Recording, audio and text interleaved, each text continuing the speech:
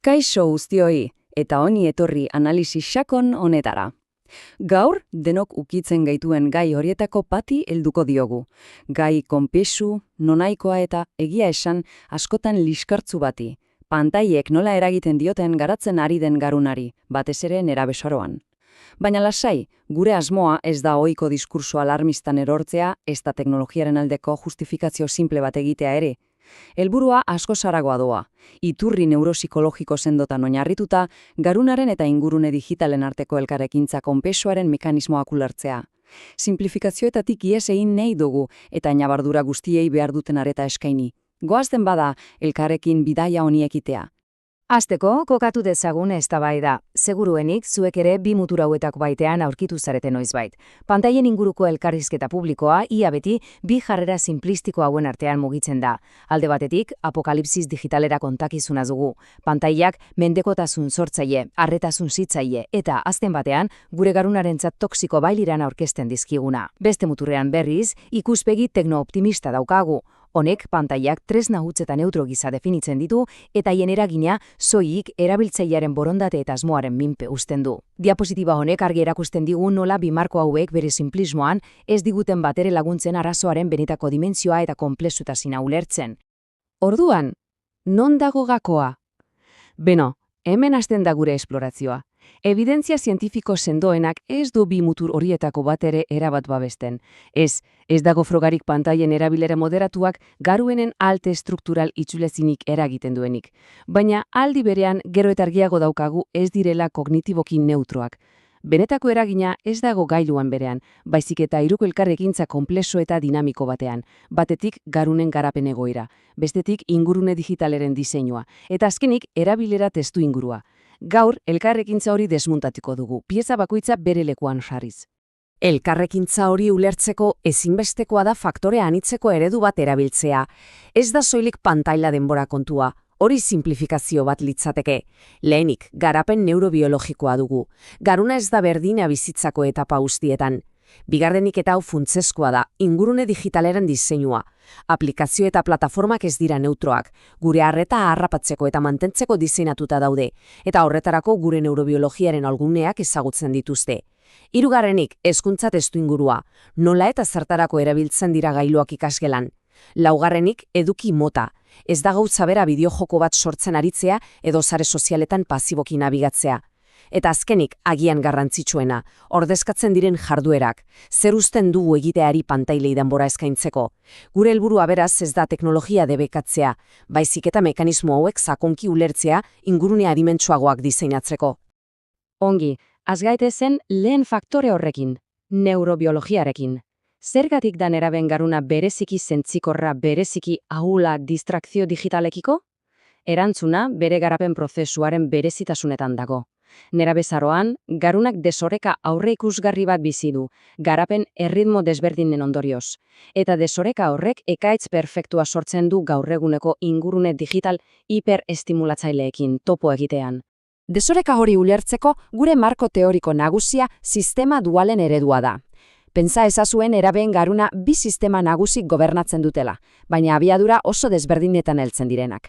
Alde batetik sistema limbikoa dugu, garuneren erdialdean kokatua, gure azeleragailua litzatekeena. Emozioen, sarien eta motivazioen zentroa da.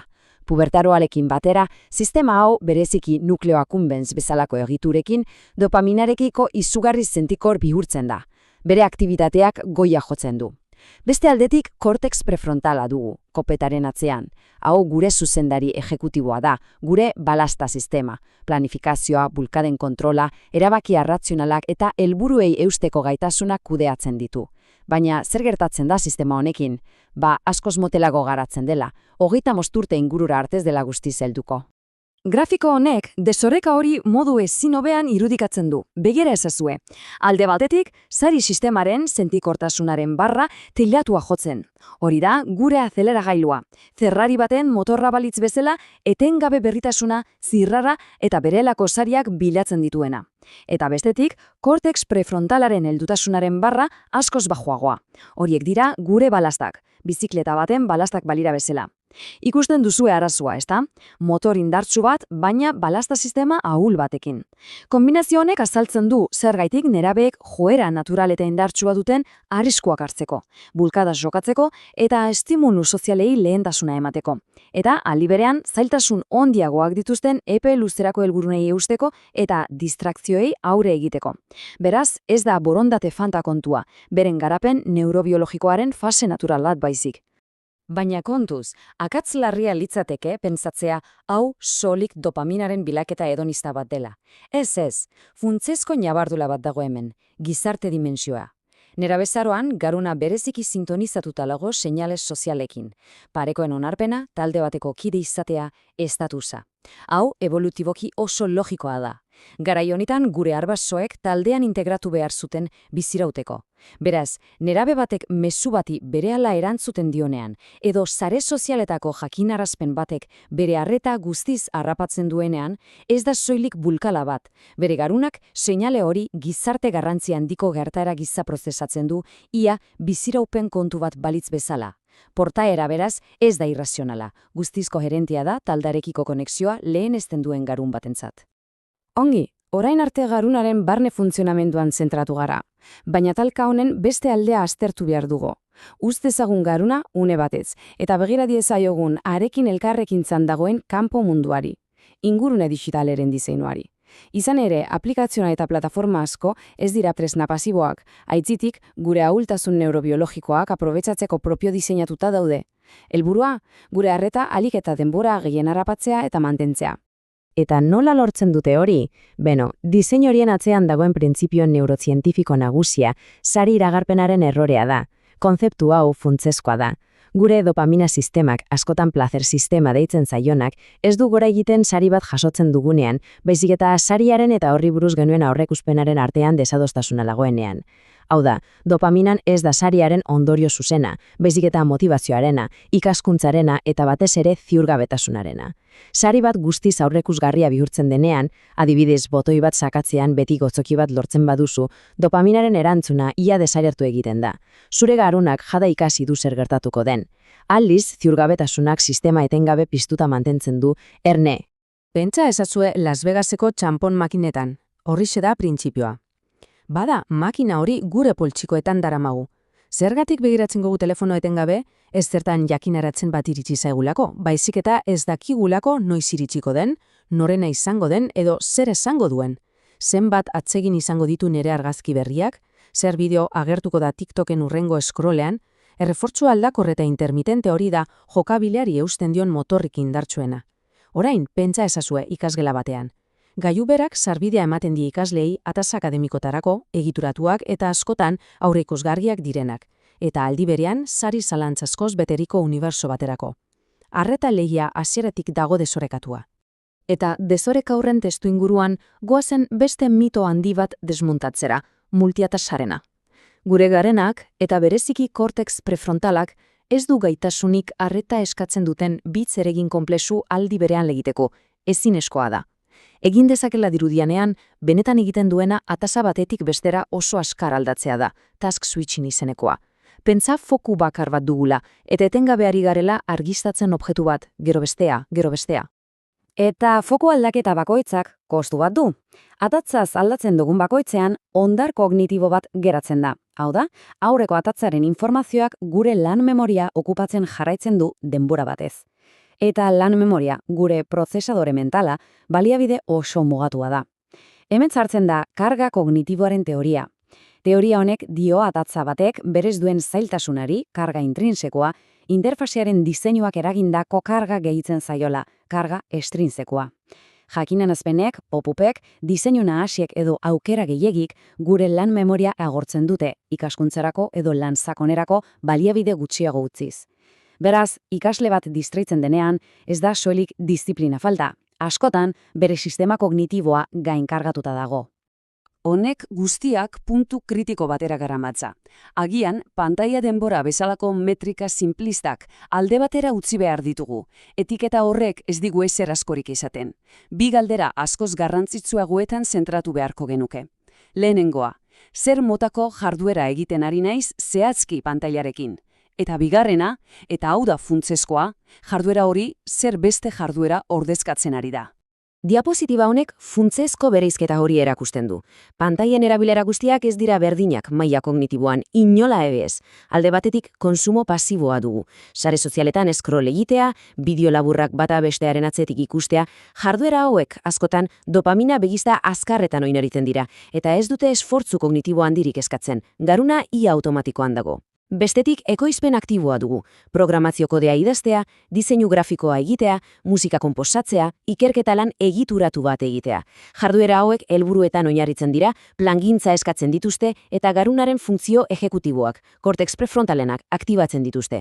Arrazoa da, gailu berak bi mundu horietarako atea eskaintzen digula inolako marra bereizlerik gabe. Eta honekin lotuta, ordezkatze efektua dugu. Seguruenik ongizatearen iragarle indartsuena, pantaila denbora bera baino askoz gehiago. Askotan gailuaren eraginik handiena ez da gailuak berak zuzenean egiten duena, baizik eta haren erabilerak zer ordezkatzen duen. Gure denbora eta arreta baliabide finituak dira, ezin ditugu luzatu.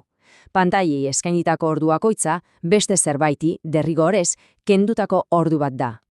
Ikus dezagun grafiko hau, egunak 24 ordu ditu eskeiago, pantaila denbora irudikatzen duen zatia handitzen denean, beste zatietako bat edo batzuk txikitu behar dira derrigorez, eta zeintzuk dira kaltetu nagusiak. Ebidentziak argi erakusten do behin eta berriz, loa, aurrez aurreko elkarrekintza soziala, jarduera fisikoa eta jolas ez egituratua. Eta kontuz, jarduera hauek ez dira luxoak, ez dira utazkoak, garunaren garapen osasuntzurako ezinbesteko osagaiak dira. Beraz, oreka orokorra da gakoa, ez pantaila denbora isolatua. Loaren ordezkatzea zitzgitean, faktore fisiologiko zuzen bat ere kontuan hartu behar dugu, argi urdina.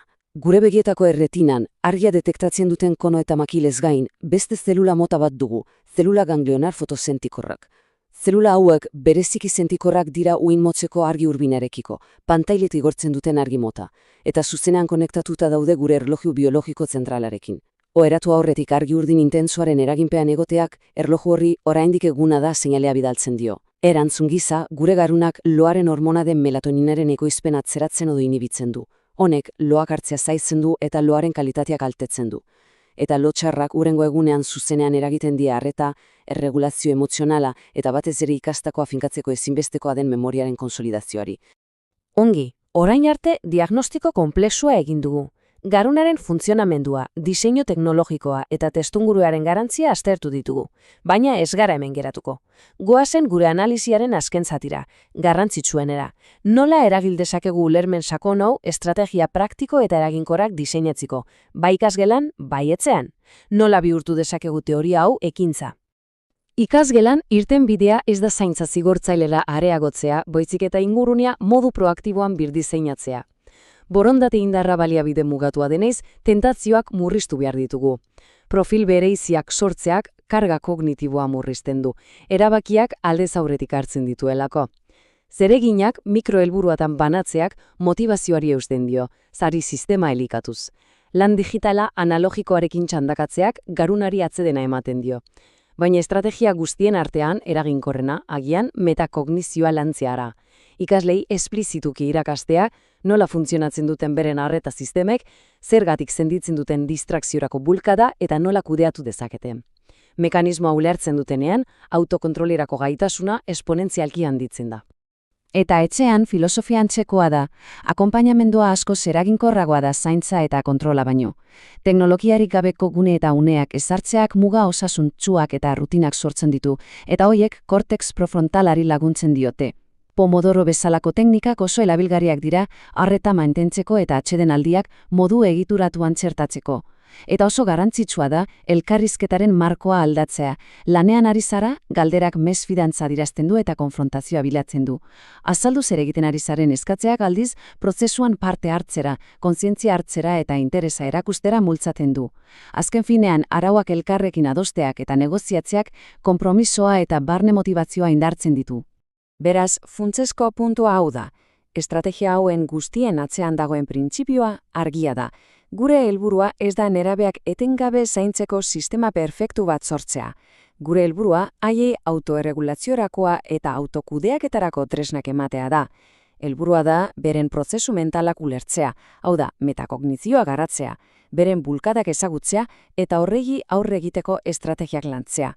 Prozesu hau motelagoa eta zailagoa da debeku simple bat baino, noski, baina epe luzera askoz eragingarragoa eta iraunkorragoa da, autonomia eta erantzukizuna sustatzen dituelako.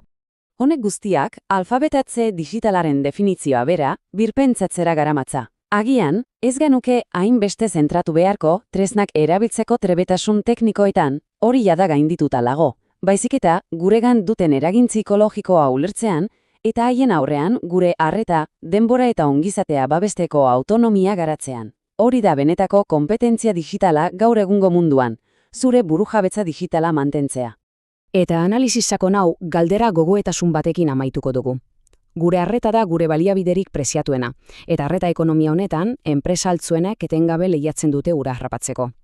Hezkuntzan eta familian gure benetako erronka agian, ez da teknologia ikasgeletan sartzea, baizik eta belaunaldi berriei beren garne baliabiderik baliotzuena nola kudeatu, babestu eta bideratu irakastea. Agian, arreta menderatzea da bideko bian mendeko funtsesko gaitasuna. Galdera horrekin uzten zaituztet.